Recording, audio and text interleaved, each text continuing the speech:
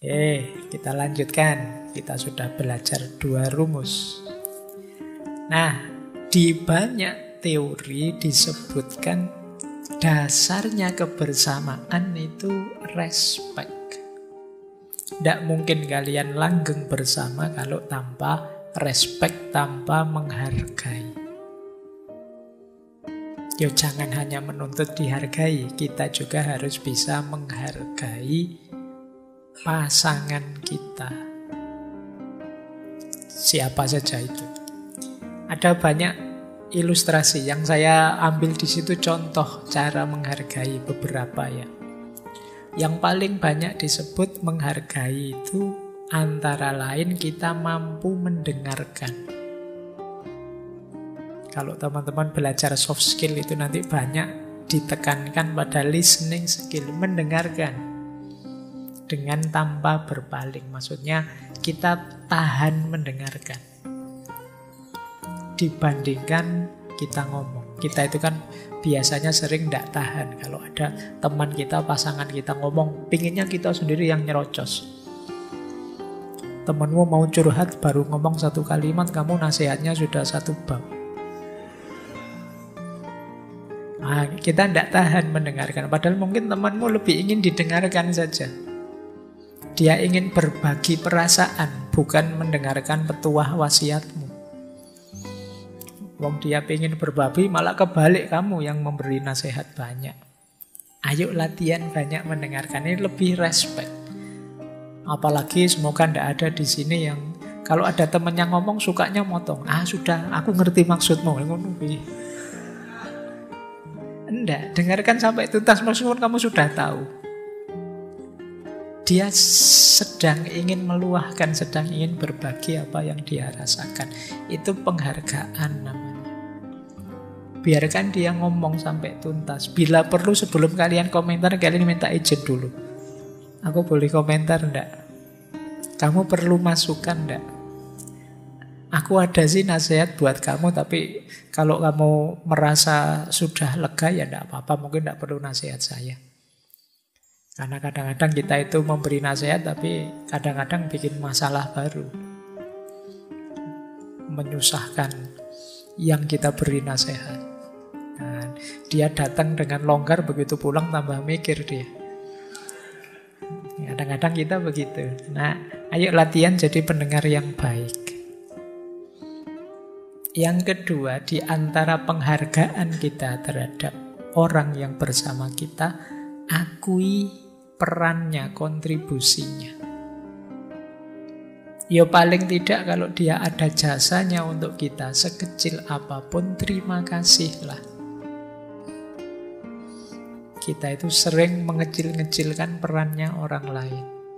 Itu yang membuat hubungan tidak langgeng. Kamu cari, pasti ada kok kontribusi temanmu, sahabatmu, pasanganmu terhadap dirimu.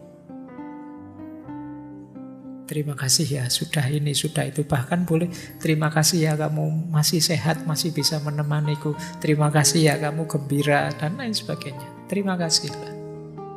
Mengakui kontribusinya, ini menghargai.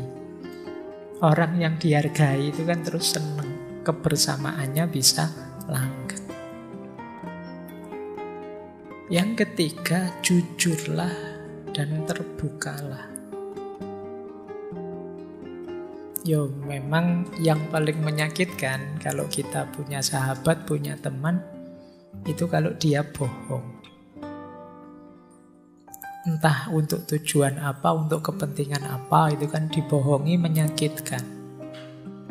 Membohongi teman, tidak jujur pada teman, tidak terbuka pada orang yang bersama kita, itu menunjukkan kita tidak menghargai mereka. Dan ini membuat hubungan tidak langgeng. Mbok sama temennya sendiri kan harusnya bisa lebih terbuka, tidak pakai rahasia-rahasiaan, tidak pakai terlalu banyak basa-basi. Harusnya begitu. Kalau sama orang lain yang tidak terlalu akrab mungkin lah, tapi kalau sama teman sendiri yang tiap hari bersama kita, kalau saya tetap mending jujur dan terbuka. Seandainya jelek, buruk sekalipun, insya Allah mereka bisa memaklumi. Wong teman. kecuali orang lain. Jadi jujurlah, itu syarat sudah. Karena akan lebih fatal kalau kita tidak jujur dan terus kebongkar. Itu lebih menghancurkan kebersamaan. Kemudian selain jujur dan terbuka, siaplah untuk berkompromi. Kadang-kadang keinginan kita dan keinginan dia beda. Berkompromi itu ya sudahlah, wong keinginan saya baik, keinginan dia juga baik kok, ya sudah ikut dia saja, tidak apa-apa. Itu namanya berkompromi. Saya pinginnya ngaji filsafat bareng, kok dia mintanya nonton sepak bola bareng. Lu dua-duanya kan bagus, yang pertama belajar, yang kedua nasionalisme. Halo, sama-sama bagus. Nah, bolehlah berkompromi. Ya sudahlah, wong nanti ngaji ada rekamannya kok hari Minggu. Nah, kalau sepak bola kan yo ada rekamannya, tapi kan pahit kalau hanya nonton highlight-nya atau rekamannya semua sudah tahu. Ya, sepak bola sajalah, lebih seru misalnya. Nah, ini namanya berkompromi, enggak apa-apa, wong sama-sama baik kok. Nah, ini teman namanya. Tidak kaku, wong sebenarnya keinginannya sama-sama baik terus gegeran gara-gara itu. Jadi dua keinginan yang baik tapi tidak bisa berkompromi, itu bisa menghasilkan sesuatu yang buruk pada akhirnya. Terus permusuhan, terus tidak jadi sahabat lagi, padahal dari dua hal yang sama-sama baik. Berarti apa? Salah satu harus mau kompromi. Ya mudahnya ngalah ndak apa-apa, wong toh ya baik, kecuali yang jelek. Misalnya yang satu ngajak ngaji, yang satu ngajak nyopet, itu ya ndak, jangan berkompromi, wis jelas itu. Ya kan, kalau baik sama buruk ya jangan kompromi. Tapi kalau untuk hal yang sama-sama baik, ndak apa-apa, kompromilah. Ini demi apa? Kebersamaan. Ini menunjukkan kita menghargai dia.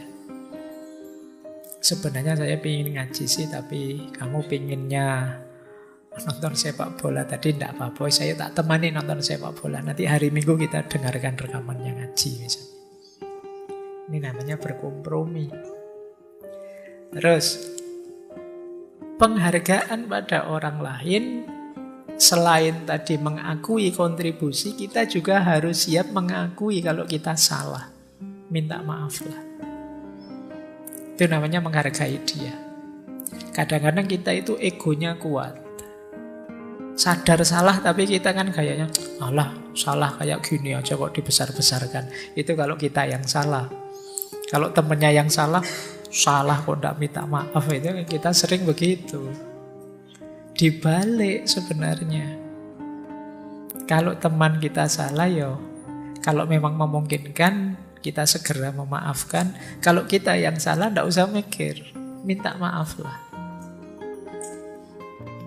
Jadi ini biar kepribadian kita menyenangkan, biar pasangan kita menganggap oh dia menghargai aku. Meskipun salah cuma itu saja dia minta maaf, padahal sudah aku lupakan loh. Nah, itu kan menggembirakan bagi temanmu. Oke, minta maaf ya tadi sandalmu saya pakai. Oh enggak apa-apa. Tadi uangmu saya pakai. Oh enggak apa-apa. Banyak loh. Oh kalau banyak ya hitung-hitungan. Baik, jadi minta maaf ya. Terus dukung keinginan baiknya. Di antara fungsi kehadiran kita itu kan pendukung. Ya pendukung untuk yang baik-baik. Kalau dia punya keinginan, punya cita-cita, dukung. Tidak hanya dengan kata-kata, kalau bisa ya dengan apa yang kita bisa, yang kita mampu. Kemudian hormati batasannya. Hormati batasannya. Itu setiap orang punya batasan sendiri. Hormati dia. Dalam banyak hal, mungkin makanan, mungkin apapun itu. Saya tidak suka kalau kamu begini-begini di tempat saya. Kamu hormati. Nah, saya tidak seneng kalau makan itu sambil begini, atau kalau menu makanannya begini-begini saya tidak suka, saya agak diet ini, dan lain sebagainya. Setiap orang biasanya punya batasannya sendiri dan kamu hargai itu. Kalau apel di sini paling malam jam 10 ya, misalnya. Loh, wong aturannya sampai jam 11 iya, tapi kamu pulang mau jam 10, itu batasan dia. Mungkin jam 10 ke atas dia ada yang lain mau apel. Jadi, ya tetap kamu hargai dia. Oh ya masih pacar. Oke, hormati, setiap orang punya batasan, punya privasinya sendiri. Jadi jangan ditabrak. Misalnya, wah saya sekarang punya penyakit asam lambung ini, jadi tidak bisa makan makanan ini. Yo kamu hargai. Tidak kamu paksa-paksa, enak loh ini, enak terus kamu bosan, tidak. Kamu hargai. Baik. Terus seandainya tidak setuju, ya jangan diekspresikan dengan teriak-teriak, marah-marah, apalagi merendahkan. Dasar kamu tidak pinter, dasar kamu orang desa, dasar kamu tidak. Jadi ungkapkan tidak apa-apa. Justru memang kadang-kadang kita harus jujur. Kalau tidak setuju, saya tidak suka sih yang seperti itu, tapi yo saya hargai pilihanmu. Itu kan lebih nyaman untuk dia. Saran saya sih kamu jangan begitu, nanti menyakitkan orang lain. Sudahlah, lain. Tanpa harus maki-maki, tanpa harus teriak-teriak, tanpa harus merendahkan. Kemudian berikan ruang untuk privasi dia. Ya seperti tadi ya, pekalah. Setiap orang perlu privasinya sendiri-sendiri. Jangan mentang-mentang teman akrab kamu di kamar kosnya bukai lemari, bukai laci, bukai wah, dompetnya kamu buka. Wah. Iya, kadang-kadang kamu begitu kan. Wah, teman saya ternyata uangnya sampai tanggal sekian tinggal 75.000. Kamu sampai detail kamu tahu, dia tidak punya privasi sama sekali. Nanti kamu nongkrong di kamarnya, WA-nya kamu bukai semua. Wah, yes. Hargai privasinya dia. Itu penghargaanmu padanya. Terus tentu saja jangan bicara buruk tentang dirinya. Dan yang terakhir, di depan dia kita juga harus menghargai diri kita. Bentuk penghargaan kita padanya antara lain dengan kita menghargai diri kita. Misalnya kita pakai pakaian-pakaian yang sopan, itu kan menghargai diri kita juga menghargai dia. Ngomong yang santun itu menghargai diri kita, menghargai dia. Penghargaan-penghargaan seperti ini akan melanggengkan kebersamaan. Ayo latihan. Hidup itu jadi indah, nyaman dalam kebersamaan kalau rumus ini kita pakai. Tidak apa-apa lah, ini mumpung tahun depan ada rame-rame mesti pilihan presiden, pilihan apa, itu kan terus biasanya kenceng. Kita lupa norma-norma kebersamaan. Saling menghargai meskipun mungkin pilihannya beda-beda. Toh kita ini terkoneksi dalam satu kesatuan, kebersamaan tadi loh. Mungkin sesama anak bangsa, bahkan sesama manusia, sesama makhluk di semesta, sesama makhluknya Tuhan dan lain sebagainya. Kita dituntut saling menghargai.